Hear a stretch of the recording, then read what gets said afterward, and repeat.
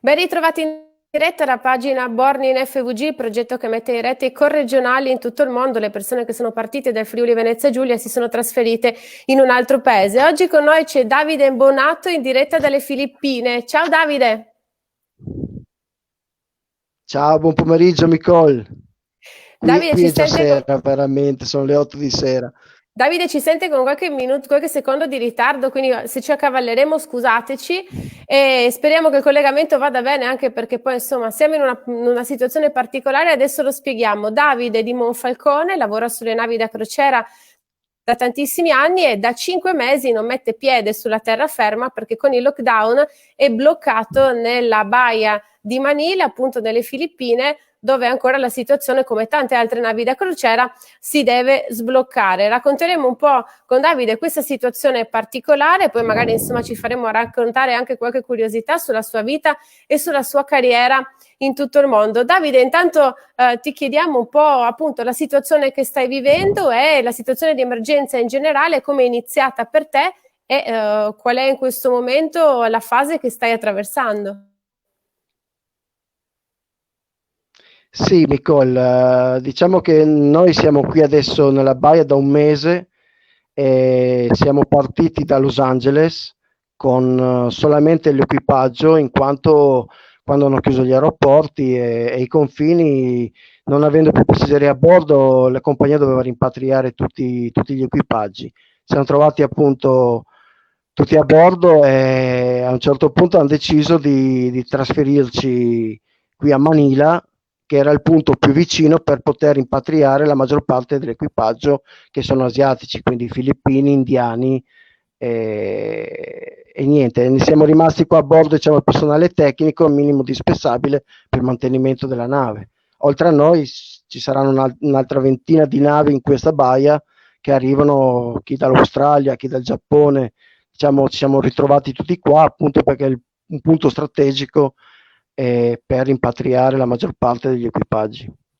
Mi dicevi che ormai sono 5 mesi che non metti piede a terra e che stai seguendo dalla nave anche tu quello che succede in tutto il mondo, in Italia. Com'è questa situazione, vederla dal tuo punto di vista e come è stata gestita anche l'emergenza a bordo della tua nave? Diciamo che il lockdown per noi è iniziato i primi di marzo, quando appunto sono sbarcati i passeggeri con l'ultima crociera e noi abbiamo attrezzato la nave con una zona di isolamento in caso qualcuno avesse avuto dei problemi, e mantenendo la distanza di sicurezza, mascherina, diciamo le precauzioni come a terra, ecco. Semplicemente che l'ambiente è un po' particolare, quindi ti trovi un po' a stretto contatto anche non volendo, ecco, con i colleghi, certamente. Davide, hai mai avuto paura per quello che stava succedendo, ma anche paura per te, per la tua incolumità, o quello che è stato messo in campo dalla tua compagnia alla fine ti ha dato una serie di sicurezze per cui sei stato tutto sommato tranquillo? Ma sicuramente un po' di paura inizialmente c'era, poi col passare del tempo, diciamo, ti abitui anche a questa situazione, all'uso della mascherina e a limitare anche appunto i rapporti con altra gente negli ambienti, e poi diventa normale, ecco. Lavori tutto il giorno, anche se sei reperibile 24 ore, perché comunque devi mantenere la nave sempre operativa. Ecco, il tuo è un lavoro di manutenzione, un lavoro tecnico all'interno della nave, quindi mi raccontavi prima che ci collegassimo che le cose non sono poi cambiate tantissimo, anche se immagino che la vita della nave è completamente diversa. Per te in realtà, dal punto di vista lavorativo, continui a fare quello che facevi anche quando i passeggeri erano a bordo, è così? Sì, esattamente, facendo parte di un ruolo tecnico, diciamo che ci occupiamo del funzionamento dei sistemi di bordo, dell'automazione, degli impianti elettrici e propulsione, tutto quello che fa tenere viva la nave, e di conseguenza con o senza passeggeri, diciamo, il mio lavoro non è cambiato. Ovviamente siamo meno personale attualmente e di conseguenza, diciamo, sei un po' più impegnato, ma meglio così, perché così pensi meno ai problemi che ci sono, ecco, il tempo ti passa prima, anche se la stanchezza si fa sentire dopo 5 mesi, e speriamo che finisca presto questa storia e che rientriamo un po' a casa, ecco, con i piedi a terra. Ecco Davide, quali sono le prospettive in questo momento? Tu mi hai spiegato prima che ci sono dei contratti a termine, tu avresti già finito il tuo, dovevi tornare a casa. Come funziona adesso? Quali sono gli scenari che potrebbero esserci nelle prossime settimane per te, per un tuo ritorno, per un collegamento aereo? Guarda, attualmente appunto a oggi siamo da 2500 d'equipaggio, siamo rimasti in 450 circa, di cui saremo una ventina di italiani, compreso il comandante, siamo tutti italiani, gli ufficiali, e siamo gli ultimi che diciamo lasceranno la nave. Non è che abbandoniamo la nave, perché noi possiamo diciamo, scendere dalla nave solamente quando abbiamo il cambio del personale, ecco. Quindi una volta che abbiamo sbarcato il personale in eccesso e rimaniamo il numero minimo per il mantenimento della nave, aspettiamo che qualcuno ci venga a dare il cambio, ovviamente, e poi possiamo scendere noi. Il problema è che non abbiamo delle date certe, ecco. Io il mio contratto è terminato un mese fa, però la compagnia mi ha chiesto appunto di rimanere, anche perché non avevo altra scelta, ero qui. Davide, quale sarà la prima cosa che farai quando sbarcherai o quando insomma riuscirai poi a toccare la terraferma? Qual è il primo desiderio che hai dopo tutti questi mesi trascorsi a bordo? Ma sicuramente farò una gran passeggiata in qualche bosco, in montagna, al fresco. Per un po' starò lontano dal mare, ecco, per ricaricare le batterie.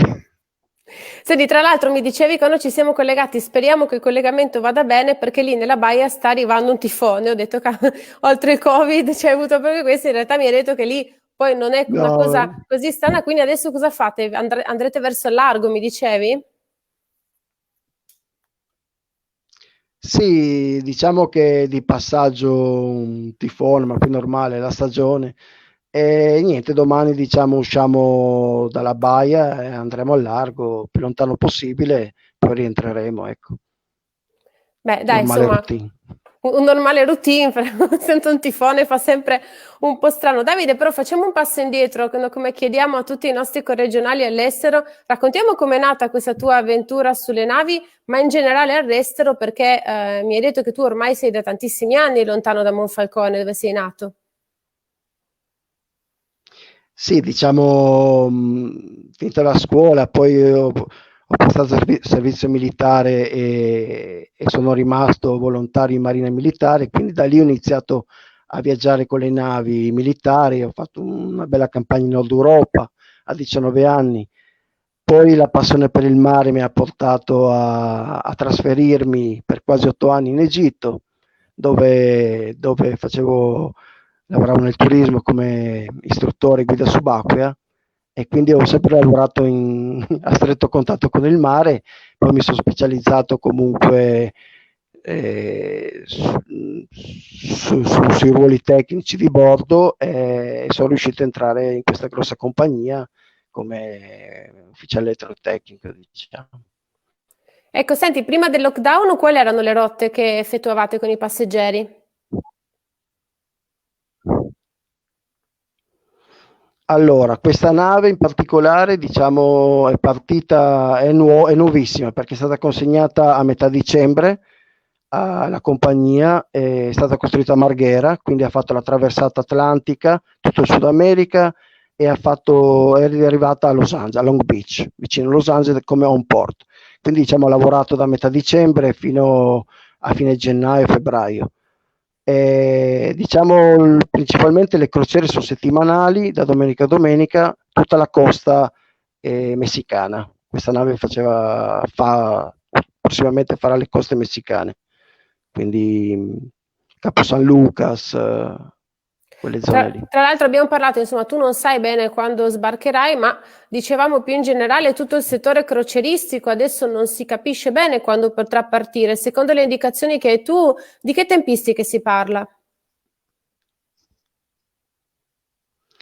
Ma diciamo che inizialmente parlavano luglio-agosto, ma sicuramente si spera ad agosto, perché comunque il mercato crocieristico, specie questa corporation lavora principalmente sulla zona Caraibi, zona americana, e si spera sì, agosto-settembre, poi si vedrà, dipende sempre anche poi dagli aeroporti, dalle compagnie aeroportuali, se ci sono i voli disponibili per i turisti, perché siamo vincolati anche comunque dagli Stati Uniti, che adesso hanno una situazione un po' particolare loro. Senti, prima di collegarci ti chiedevo quali sono gli aspetti positivi e negativi di essere sempre in viaggio, di essere sempre in movimento. Tu, tra l'altro, sei fin da giovanissimo hai deciso di viaggiare. In questo momento della tua vita, quali sono gli aspetti che ti piacciono del tuo lavoro e quali, insomma, sono i lati, non dico negativi, ma dove, insomma, magari si sente o la nostalgia o il fatto di essere lontani, magari non è sempre un valore aggiunto al lavoro? Ci sono i pro e i contro come tutti i lavori. Diciamo dal lato economico è soddisfacente, poi purtroppo sei lontano dagli affetti, da casa e quindi anche magari creare una famiglia diventa un po' difficile, ecco, stando via. Poi sono scelte di vita, ecco. Uno quando inizia a viaggiare, cioè almeno nel mio caso non si ferma più. Tu adesso non hai, immagino, intenzione di fermarti, cioè vuoi continuare in questo settore, suppongo. Spero di sì.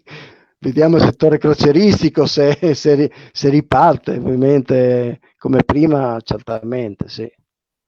Senti, sia da Trieste che da Monfalcone, ma insomma anche da altre zone della regione, ci sono tanti ragazzi che studiano le discipline legate al mare, che sognano magari una carriera come la tua e ogni tanto anche proprio nel settore delle crociere ci sono dei recruiting qui a Trieste dove vanno tantissimi giovani che hanno voglia di viaggiare, di scoprire il mondo, magari anche di farlo per alcuni anni.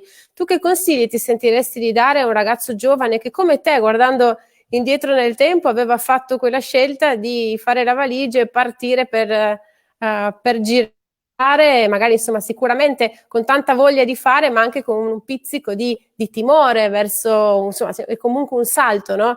Nel vuoto. A questi giovani tu che consiglio daresti? Di partire prima possibile, specie adesso con le situazioni.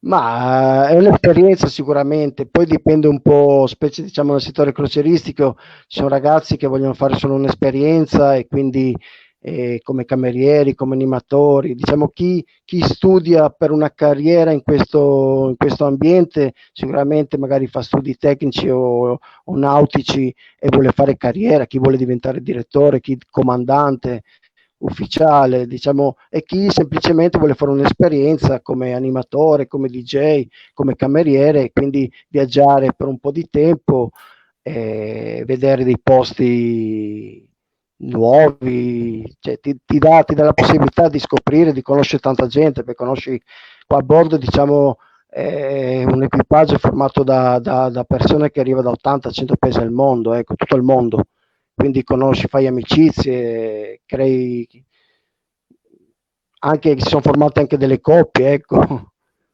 delle famiglie. Allora, Matteo ci scrive il settore crocieristico è fallito definitivamente. Beh, insomma, dai, non guardiamo così negativamente. So No, che poi le navi si sono anche attrezzate, ho letto degli articoli anche per una possibile ripartenza, cioè anche voi vi siete attrezzati fin da subito, raccontavi per misure di sicurezza che hanno tutelato anche i passeggeri che erano presenti in quel momento, ma anche l'equipaggio. Quindi, insomma, sicuramente. io non la vedrei così fallimentare, così negativa. Che dici? No, assolutamente ripartirà alla grande, è un settore talmente grande che ripartirà, con grandi difficoltà, ma ricomincerà. Bene, Davide, siamo arrivati alla fine di questa diretta. Io ti ringrazio per essere stato con noi, anche con tutte le difficoltà di una nave. Insomma, io ti auguro di rientrare anche presto, di goderti le meritate vacanze, dopo il contratto che hai finito e magari, insomma, ci aggiorneremo più avanti sull'evoluzione della tua situazione. Intanto ti ringrazio e un saluto dal Friuli Venezia Giulia.